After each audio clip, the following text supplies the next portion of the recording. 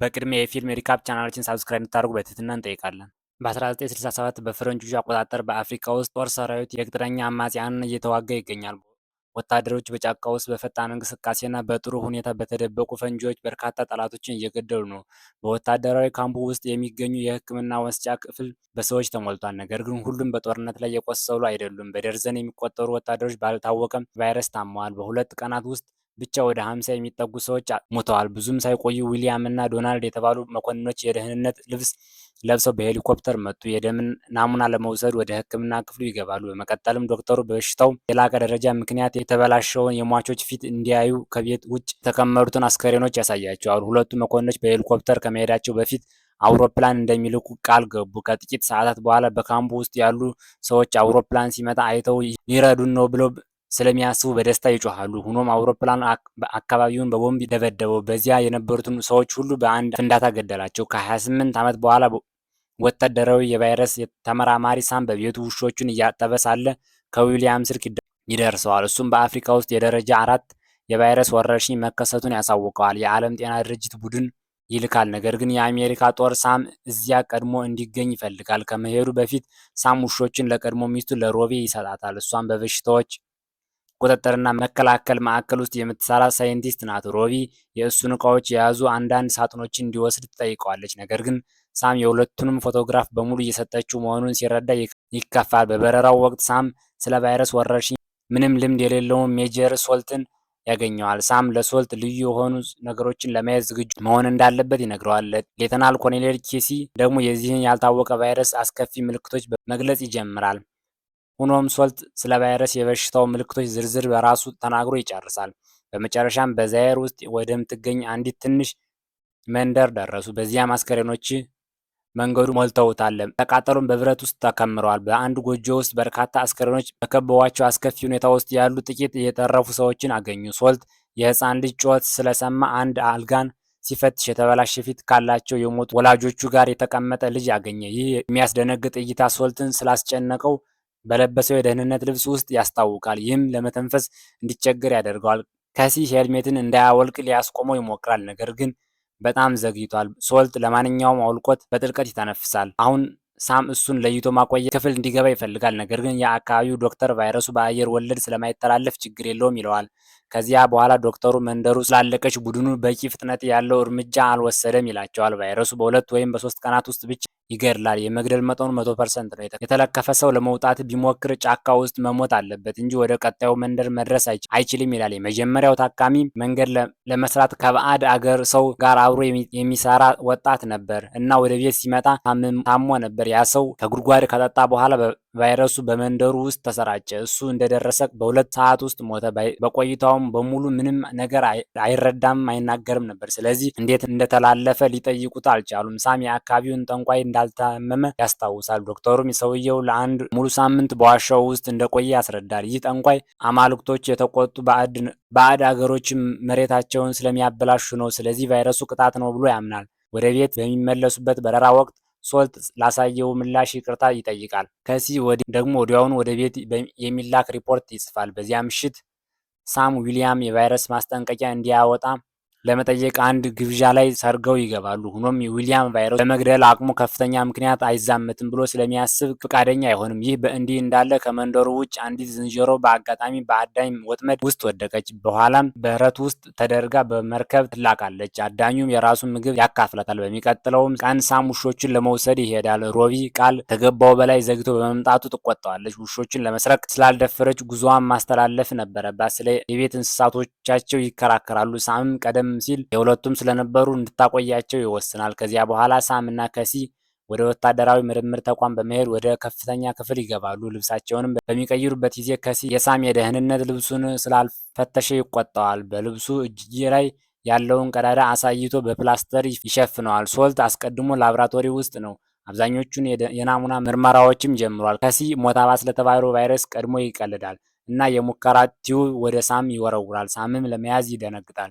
ሆኖም ቲዩቡ ባዶ ነው። ከሲም የላብራቶሪ እቃዎችን በጥንቃቄ እንዲይዝ ያስታውሰዋል። ምርመራው ሲደርስ ወንዶቹ ውጤቱን በድንጋጤ ይመለከቷል። ቫይረሱ በሚያስደነግጥ ፍጥነት ተባዝቷል። በ5 ሰዓታት ውስጥ ብቻ በናሙናው ውስጥ ያሉትን ህዋሶች በሙሉ ገድሏል። ዊሊያም ብዙ ሳይቆይ ይቀላቀላቸዋል። ለንጽጽርም በ1967 ያየውን የቫይረስ ናሙና ይሰጣቸዋል። በኋላም ዊሊያም የንጽጽር ምርመራውን ውጤት ለማየት ከዶናልድ ጋር ይገናኛል።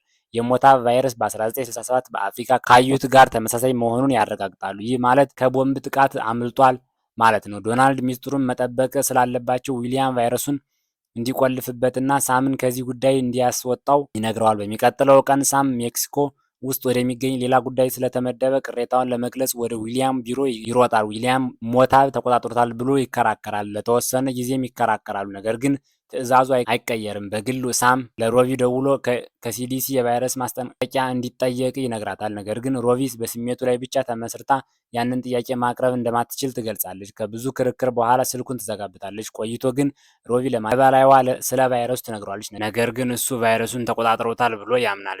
በካሊፎርኒያ በሚገኝ የባዮቴስ እንስሳት ማቆያ ውስጥ የተለከፈችው ዝንጀሮ በረት ውስጥ ተይዛለች። በምሽት ጂምቦ የተባለ ሰራተኛ ዝንጀሮዋን በመኪናው ውስጥ ሰርቆ ይወስዳታል። ዘበኛው ዝም እንዲልም ጉቦ ይሰጠዋል። ጠዋት ላይ ጅቦ አሁንም መኪና እየነዳ ነው። ዝንጀሮዋን ፊቱ ላይ ትተፋለች። በመጨረሻም ጅቦ በሲዳር ክሪክ ወደሚገኝ የቤት እንስሳት መሸጫ ሱቅ ደረሰች። ዝንጀሮዋም የሱቁ ባለቤት ሲይዛት እጁን ትጭረዋለች። አጠገቧ ባለው በረት ያለችውም የተለከፈችውን ዝንጀሮም ውስጥ ሰርቃለች።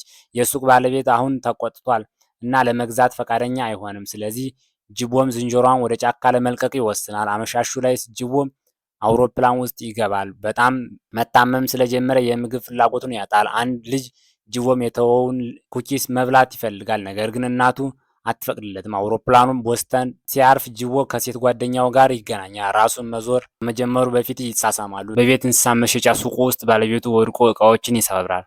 ወዲያውኑ ወደ ሆስፒታል ተወሰደ። ዶክተሮችም የደም ናሙና ወሰዱ። በላቦራቶሪ ውስጥ የሙከራ ቲዩብ ተሰበረ እና ደግሞ በሳይንቲስቱ ፊት ላይ ተረጨ። ሮቢ ብዙም ሳይቆይ ቦስተን ውስጥ ስለታየ ያልታወቀ ቫይረስ ዜና ይደርሳታል እና ወዲያውኑ ወደ ሆስፒታል ትጓዛለች። ጅቦም እና የሴት ጓደኛው ተለይተው ተቀምጠዋል። ሮቢ ልጠይቃቸው ትሞክራለች፣ ነገር ግን በዚያ ቅጽበት ጅቦም ይሞታል እና የሴት ጓደኛው አእምሯን ትስታለች። ከዚያ በኋላ ሮቢ አስክሬን የመመርመር ፍቃድ አገኘች እና የአካል ክፍሎቹ በሙሉ መሟሟታቸውን ስታይ ትደነግጣለች። እንደጨረሰችም ሳም ጋር ደውላ ጅቦም የት እንደሚሰራ እና የአስክሬን ምርመራውንም ዝርዝር ትነግረዋለች። እንዲሁም ሁሉም የእንስሳት ማቆያ ሰራተኞች እና የሆስፒታል ሰራተኞች ክትትል የተደረገባቸው መሆኑን ትገልጻለች። በሚያሳዝን ሁኔታ የጅቦም ሴት ጓደኛው ሞታለች። ይህም ማለት ቫይረሱ በፈጣን ሁኔታ እየሰራ ነው ማለት ነው። ሳም ተመሳሳይ ነገር መሆኑ ለማረጋገጥ አንዳንድ ናሙናዎችን ልክለት ይጠይቃታል። በሲዳር ክሪክ በሚገኝ ሲኒማ ቤት ውስጥ አንድ ሰው ማሳል ይጀምራል እና ምራቁ በሌሎች ሰዎች ላይ ይወድቃል እና መዛ በኋላ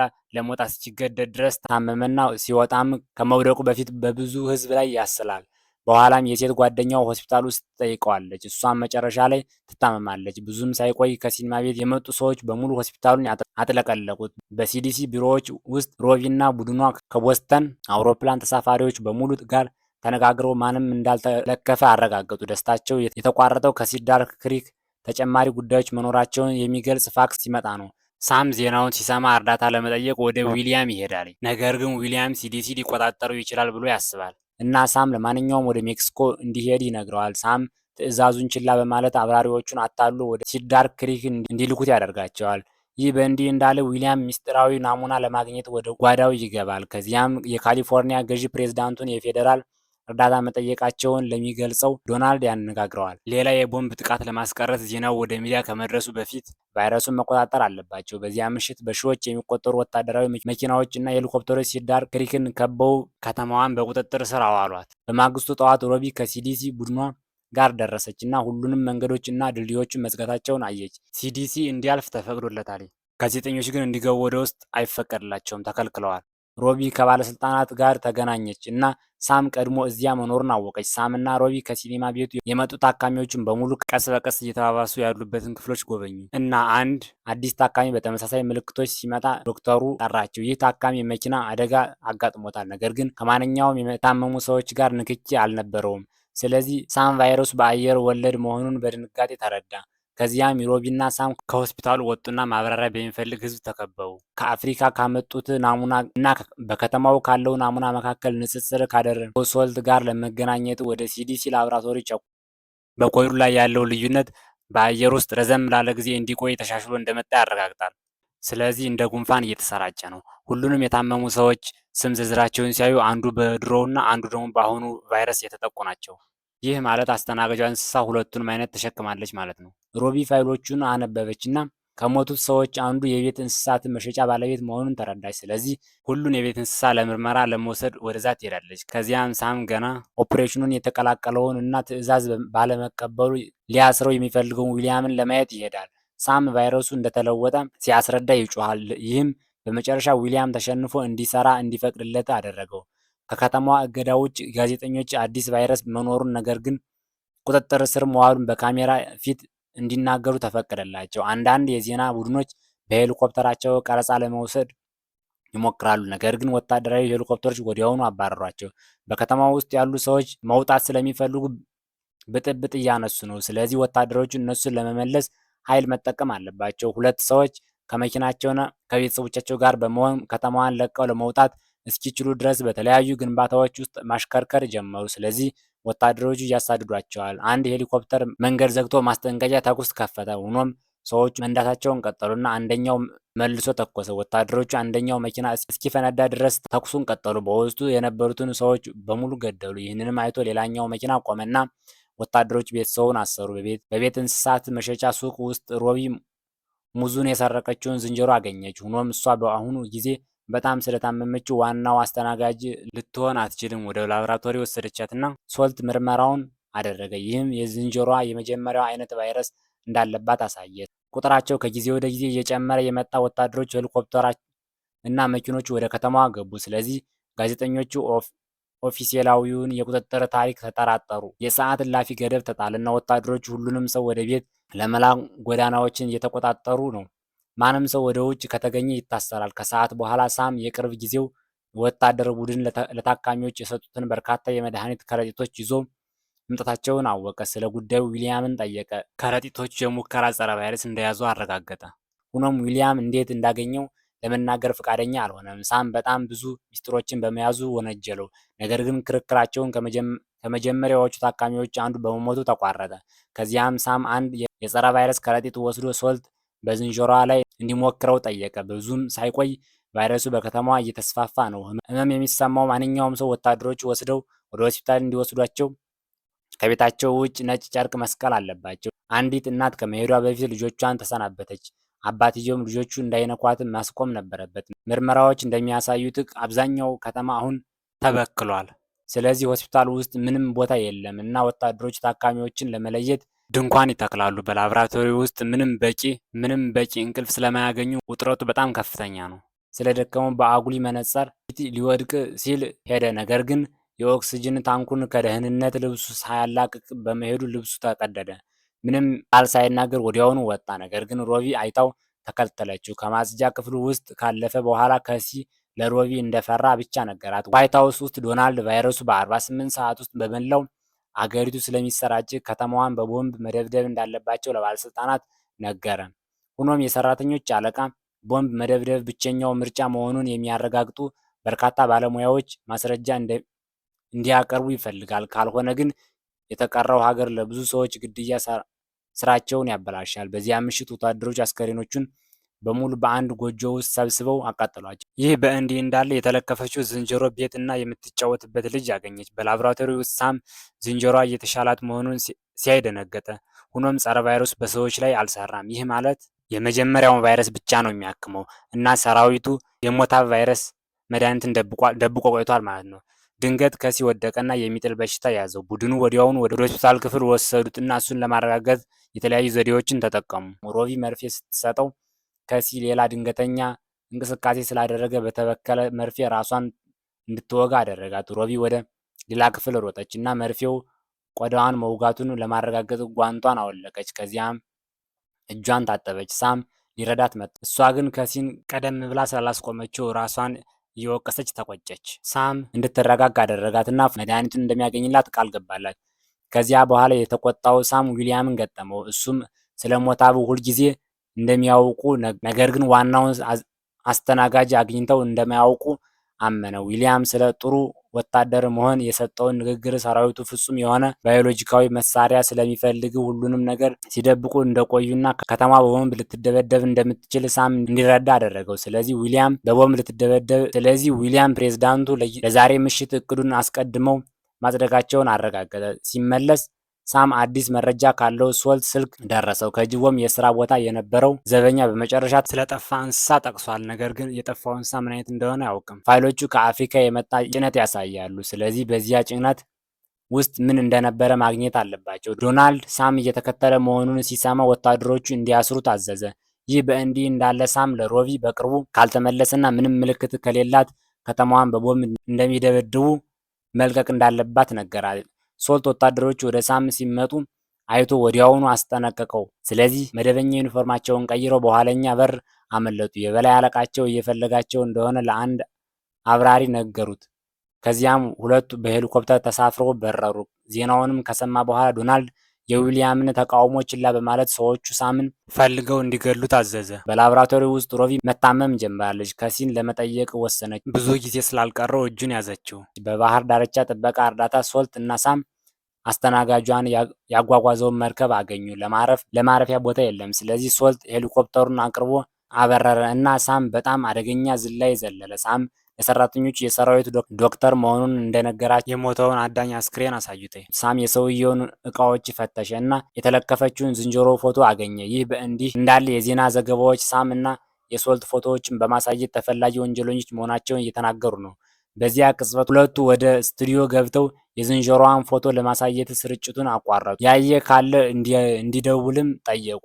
አንዲት እናት ልጇ ስትጫወትባት የነበረችውን ዝንጀሮ ወዲያውኑ አውቃ ለሲዲሲ ደወለች። ሳም እና ሶልት በሄሊኮፕተር ሲሄዱ ፖሊሶቹ ቢተኩሱባቸው ምንም አልሆኑም። ሳም ዝንጀሮዋን የሚያገኝበትን አድራሻ ከስቱዲዮው ደወሉለት። ስለዚህ ወደዚያ አመሩት። ጥሪው በሰራዊቱ ተጠልፎ ስለነበር ስለዚህ ዶናልድም ወደዚያ አመራ። ይህ በእንዲህ እንዳለ ዊሊያም አውሮፕላኑን ለቦምብ ዝግጁ አደረገ። ቤቱ ውስጥ ሕፃኗ ዝንጀሮዋ ጫካ ውስጥ እንደሆነችና ለእሷ ብቻ እንደምትወጣ አስረዳች። ሳም ዝንጀሮዋን እንደማይጎዳ ቃል ገባላት። ስለዚህ ልጅቷ ለመርዳት ተስማማች። አንዳንድ ምግቦችን ወስዳ ዝንጀሮዋን ጠራቻት። እሷን በመጨረሻ ከጫካ ወጣች። በጥንቃቄ በተተኮሰ መርፌ ሶልት አስተኛት። ከዚያም ሶልት የመጀመሪያዋን አስተናጋጇን ዝንጀሮ ማግኘቱን ለዊሊያም ነገረው። ስለዚህም ዊሊያም ወዲያውኑ የቦምብ ጥቃቱን አቆመ። ሁለቱ ሲበሩ በሁለት ሄሊኮፕተሮች ተከበው። ሳም አስተናጋጇ እንዳለችው ለዶናልድ ነገረው። ነገር ግን ዶናልድ ግድ አልሰጠውም እና ሰዎቹ እንዲያሳድዷቸው አዘዘ። ሶልት የአብራሪነት ችሎታውን አሳይቶ ከድልድይ ስር በረረ። ሆኖም አንደኛው ሄሊኮፕተር የእሱን እንቅስቃሴ በመኮረጅ ተኩስ እየከፈተ ማሳደዱን ቀጠለ። ከዚያም ሶልት 180 ዲግሪ ለመዞር በሰማይ ላይ በጣም ከፍ ብሎ በረረ። አሁን እሱ ከሌላኛው ሄሊኮፕተር በስተጀርባ ነው። ወደ አንድ አቅጣጫ እንዲሄድ በማስገደድ የሁለት የጠላት ሄሊኮፕተሮች ሊጋጩ ጥቂት ቀራቸው። ግጭቱን ለማስቀረት ፈጣን እንቅስቃሴ በሚያደርጉበት ጊዜ ሶልት እና ሳም በሰላም በረሩ። እንዲሁም እንደተከሰከሱ ለማስመሰል መሬት ላይ ጥቂት ሚሳኤሎችን ተኮሱ። ስለዚህ ጠላቶቻቸው ቁመው እንዲፈትሹ ተገደዱ። ከጥቂት ደቂቃዎች በኋላ ሲዳር ክሪክ ደረሱ። ሶልትም ወዲያውኑ የዝንጀሮዋን ደም በመጠቀም መድኃኒት መስራት ጀመረ። ሳም ብዙ ጊዜ ያልቀራትን ሮቢን ተገናኛት።